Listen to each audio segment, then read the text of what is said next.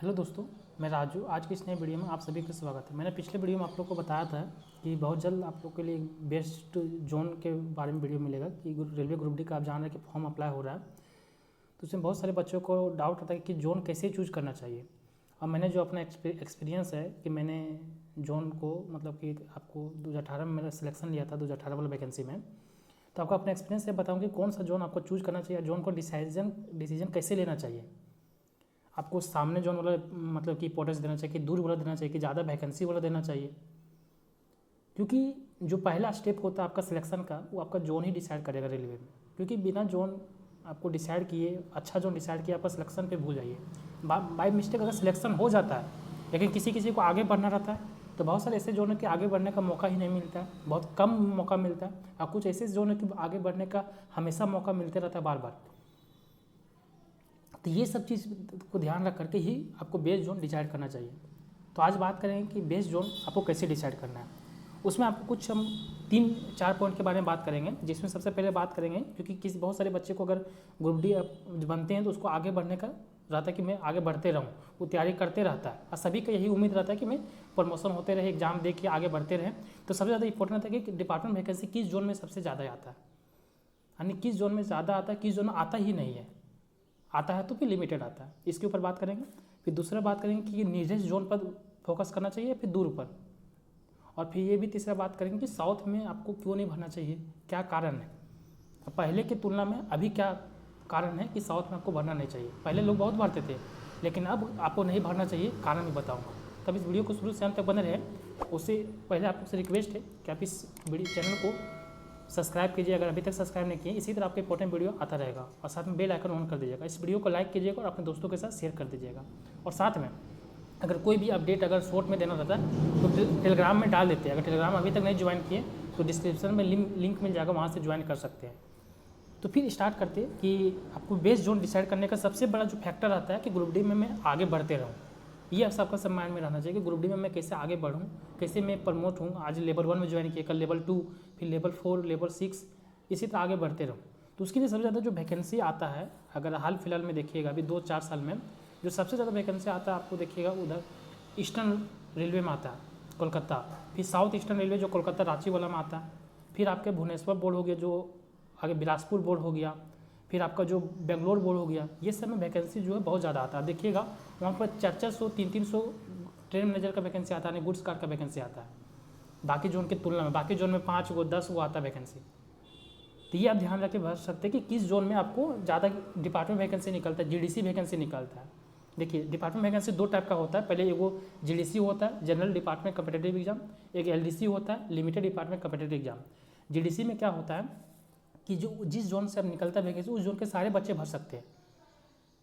चाहे कोई भी ग्रुप डी में कोई भी पोस्ट हो, ग्रुप सी में कोई भी पोस्ट हो, जिस लेवल का निकलता है उस लेवल के नीचे वाले सारे भर सकते हैं। अगर लेवल 6 निकला है तो लेवल 6 से नीचे वाले लेवल 5 से लेवल 1 के बच्चे सारे भर सकते हैं। और जो एलडीसी होता है, लिमिटेड डिपार्टमेंट कॉम्पिटिटिव एग्जाम, इसमें होता है कि कुछ लिमिटेड डिपार्टमेंट के लिए ही अलाउ करता है। अगर आप जैसे पॉइंट्समैन बन गए तो उसमें से आपको पॉइंट्समैन वालों को ही अलाउ करेगा, जिसमें आपको ऑपरेटिंग डिपार्टमेंट में अगर एलडीसी का वैकेंसी आता है तो इससे ऑपरेटिंग डिपार्टमेंट वाले ग्रुप डी को ही अलाउ करेगा। उसमें बाकी जो पोस्ट है, जैसे ट्रैकमैन के लिए ज़्यादा ऑप्शन नहीं मिलता है। ट्रैकमैन के लिए एलडीसी में सिर्फ आता है आपको जूनियर इंजीनियर बनने का मौका मिलता है। तो ये आपको ध्यान रख के भरना है कि जीडीसी वैकेंसी, एलडीसी वैकेंसी कहाँ पर आता है। सबसे ज़्यादा आपको जीडीसी वैकेंसी ध्यान रखना है। इसको आपको चेक कैसे कर सकते हैं, तो आप किसी भी जोन में उसका सर्च कीजिए, आरआरसी सर्च कीजिए, रेलवे रिक्रूटमेंट सेल। एक आरआरसी होता है, एक आरआरबी होता है। दोनों में अंतर यही होता है कि जो ग्रुप डी और जो डिपार्टमेंट एग्जाम होता है वो आरआरसी कराता है, रेलवे रिक्रूटमेंट सेल। और जितना एनटीपीसी हो गया आपका, बाकी वैकेंसी हो गया, वो आपका आरआरबी कराता है, रेलवे रिक्रूटमेंट बोर्ड कराता है। ये आपको ध्यान देने वाली बात है। तो इसको आपको जिस जोन से भरे उस जोन का हिस्ट्री देख लीजिए पहले कि इस जोन में वैकेंसी आता है कि नहीं आता है। पहले देखिएगा 2018-2017 में कि साउथर्न रेलवे में जीडीसी वैकेंसी बहुत आता था, उसमें आता था। लेकिन अभी हम जब 2018 में ज्वाइन किए, 19 में 5 साल बाद वैकेंसी देखने को मिला है।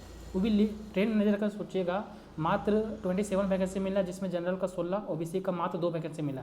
तो सोचिए 5 साल में एक बार मौका मिला। इसलिए आप उसी जोन में भर कीजिए जहाँ पर ज़्यादा आपको मौका मिलेगा आगे बढ़ने का। क्योंकि ग्रुप डी में आपको 40 साल 30 साल आप सर्विस नहीं कर पाइएगा ठीक से, इसलिए आगे बढ़ते रहना चाहिए। अब बहुत सारे बच्चों का डाउट रहता है कि नियरेस्ट जोन भरे कि दूर जोन भरे। देखिए अगर एक बार आप दूर चल जाते ना, फिर ट्रांसफ़र के लिए आप कुछ भी कर लीजिए, आपको ट्रांसफ़र नहीं होने वाला, कम से कम 10 से 15 साल।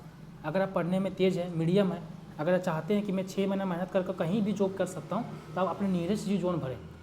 आप जिस स्टेट में बिलोंग करते हैं, जिस मतलब जहाँ से बिलोंग करते हैं, उस जोन का जो सामने है या फिर 200-400 किलोमीटर का जो जोन है, वहाँ से आप भरिए।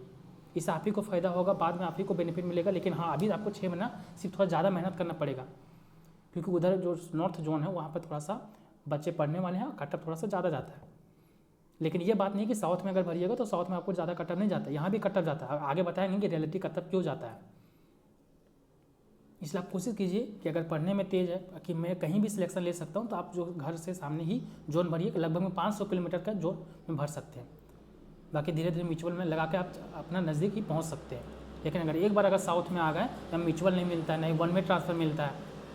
अभी कुछ दिन पहले देखिएगा, जो चेन्नई के GM से बात हुआ था कि ट्रांसफ़र नहीं हो रहा, तो डायरेक्ट वो बोल दिया कि तुम यहाँ से क्यों अप्लाई किया था, आपने नॉर्थ में भरा रहा था, जिस जोन से आता उस जोन में भरा रहा था, डायरेक्ट अप्लाई कर दी। तो आप सोच सकते हैं कि आपको ट्रांसफ़र कितना स्लो प्रोसेस है। लगभग में 10 से 15 साल लग जाता है ट्रांसफ़र में, याद रखिएगा। और जैसे जैसे आपको आगे बढ़िएगा, प्रमोशन हो, दूसरे एग्जाम निकलेगा, वैसे वैसे आपका मतलब कि ट्रांसफ़र का चांस और कम हो जाता है। ग्रुप डी में फिर भी 10 से 15 साल में हो जाता है, लेकिन जैसे ट्रेन मैनेजर, स्टेशन मास्टर अगर बन गए तो फिर बहुत मुश्किल है। अब बात करते हैं कि साउथ में क्यों नहीं बनना चाहिए, क्योंकि मैंने साउथ में ही अभी पोस्टिंग हो, तो उसमें बाय मिस्टेक भर दिया था। ये सब के बारे में नॉलेज नहीं था, लेकिन आप लोग नॉलेज लेके भरिए, पछताने से कोई फ़ायदा नहीं है। देखिए साउथ में देखिएगा 2018 में थोड़ा सा लो कटअप गया था, लेकिन फिर भी मीडियम में था साउथ चेन्नई जोन, क्योंकि बहुत सारे बच्चे भरे थे। फिर 2019 में भी सेम रहा, क्योंकि देखिए यहाँ भी अब केरला के बच्चे जितना पढ़ने वाले बच्चे, केरला के मैक्सिमम पढ़ने वाले बच्चे होते हैं, तो वहाँ पर अधिकतर जो है चेन्नई जोन ही भरते हैं, बेंगलोर भरते हैं, चेन्नई जोन भरते हैं। और तमिलनाडु में बहुत सारे बच्चे भी अब तैयारी कर रहे हैं, तो यहाँ भी बच्चे कमी नहीं है तैयारी कर, मतलब कि भरने का, तैयारी करने का, नंबर लाने का भी। इसलिए यहाँ भी कटअप हाई रहता है। ये मत सोचिए कि चेन्नई में वैकेंसी ज़्यादा है तो कटअप कम रहेगा, ये माइंड से निकाले। जब पहले होता था, लेकिन अब केरला वाले भी बहुत सारे जॉब चाहते हैं, तमिलनाडु वाले भी बहुत चाहते हैं।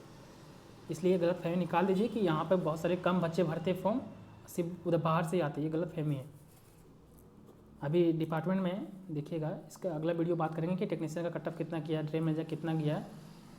तो उसमें देखिएगा कटअप 100 में से 80%, 85% कटअप गया है।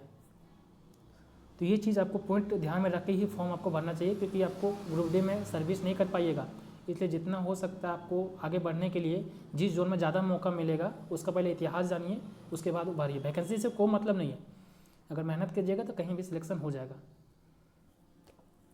अगर कोई डाउट है तो इस वीडियो के नीचे कमेंट कीजिएगा। फिर अगला वीडियो में पोस्ट प्रेफरेंस के ऊपर बात करेंगे कि किस पोस्ट में आपको ज़्यादा अपॉर्चुनिटी मिलता है आगे बढ़ने का, कौन सा प्रमोशन फास्ट है। बहुत सारे ऐसे पोस्ट है कि कुछ नहीं है, उसी पोस्ट में जीना मरना सब चीज़ रह जाएगा। तो अगला वीडियो को इंतजार कीजिए, तब तक इस चैनल को सब्सक्राइब करके बेल आइकन को ऑन कर दीजिए। तो फिर मिलते हैं नेक्स्ट वीडियो में। टेक केयर, जय हिंद, जय भारत।